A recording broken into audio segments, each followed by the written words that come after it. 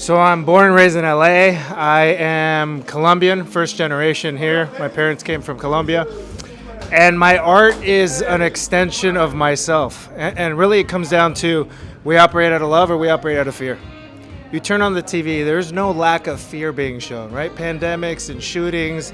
And we're always highlighting the negativity in the world, the bad, what's not working.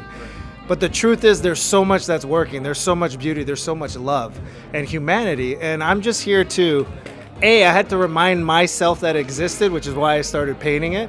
But then it became obvious that that's also what people wanted and they wanted to see. So I never started off with, I'm going to inspire the world. It just happened to be a byproduct. And it's really amazing to be able to do that. And that's what it is. The power of love is here. And it's February. Valentine's Day is the hot topic right now. It's not chocolates and roses and rom-coms. This is digging in. This is doing the work. This is taking responsibility.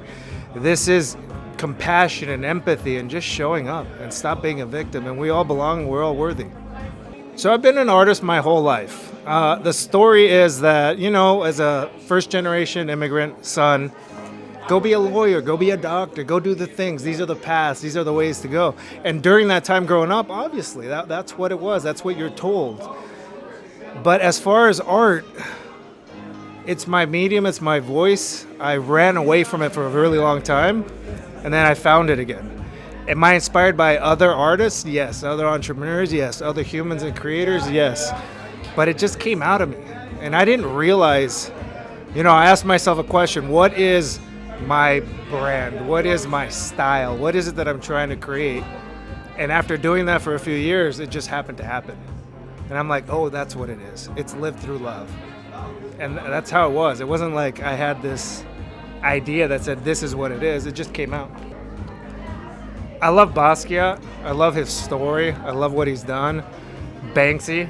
He's using art to set a message, to put it out there. And there's so many other artists, other muralists that I'm a fan of what they're doing and how they're showing up. Tristan Eaton, his talent, his skill level. And I think what is important as an artist is never compare yourself to another artist and say, oh, that's better or that's less than or that's this. We are all doing what we need to do in our voices and our expression. And that's ultimately what matters. It's like, are we all creating art? Yes. Is it leaving a message with humanity? Yes. And are people being inspired and do they take away something from it? So ultimately that's what matters. What's the message? Show up every single day. Put in the work, trust the journey, and no one's an overnight success. You're going to look back 10 years from the day you start, and you're going to be like, wow, I just started, and this is what I created.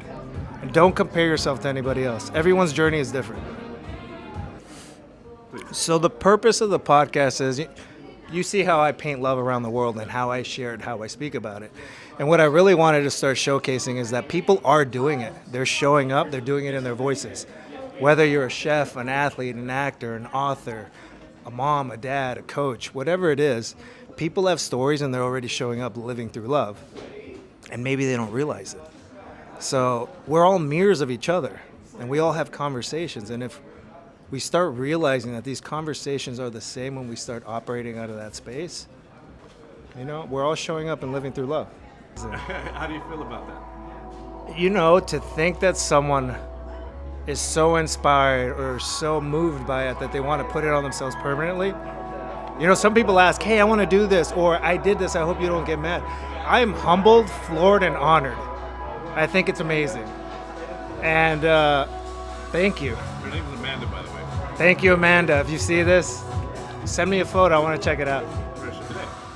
So I connected with Craig and Beto of Mandala, and they had this idea. They do a Dia de los Muertos bottle every year. I've seen it, which is amazing. Yeah, every year they're amazing, they're limited, they're special. And the craftsmanship came out, right? So some of the things is like, I've created a brand now and I've created something that I'm super proud of, and I want to make sure who I work with thinks the same about what they're creating, what they're putting out in the world. I tasted the tequila, it's amazing.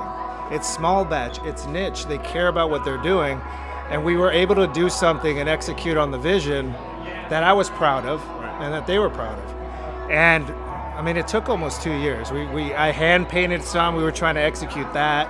Each bottle's already handmade, so it's like, how do we do the translation, taking the integrity of the art, keeping the integrity of art, but be able to mass produce it a little bit. Even though there's not that many out there, but it's still on a commercial level, and keeping the integrity of what we're creating to keep it artisanal, just like the juice that's in the bottle.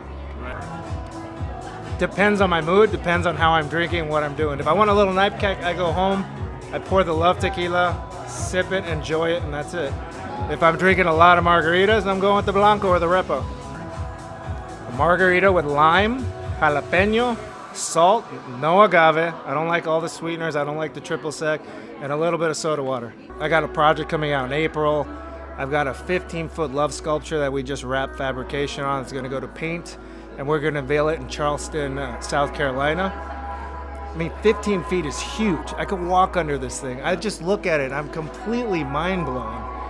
Continue to grow the clothing line. Continue to grow the podcast. Just keep showing up. You never know what you want to do. And you know what? The one thing I keep putting out there, because I'm a sneakerhead and I love my sneakers, I want to one day have that Jordan 1 Love version. Nike, give us a call. Come on. You know, Latinos show up the hardest. They work the hardest. And they stay quiet. Speak up. Use your voice. Use your passion, right? We're very passionate. Life is now. You know, we have a really long life, but we never know how many years we're going to get. Just show up. Keep doing you. Be loud and proud and show the world that brown matters. Wow, I've never had that asked. Can I play myself? I'd be terrified to do it. It's your movie. Oh, man. If you want to play yourself, you play yourself. I mean, there's a lot of handsome Latino actors like yourself, so. I don't know. That's a great question. You just have to pull rank and say, you know what, I'm cast. Let's just do that. Thank you so much. Thank you. Appreciate it, man.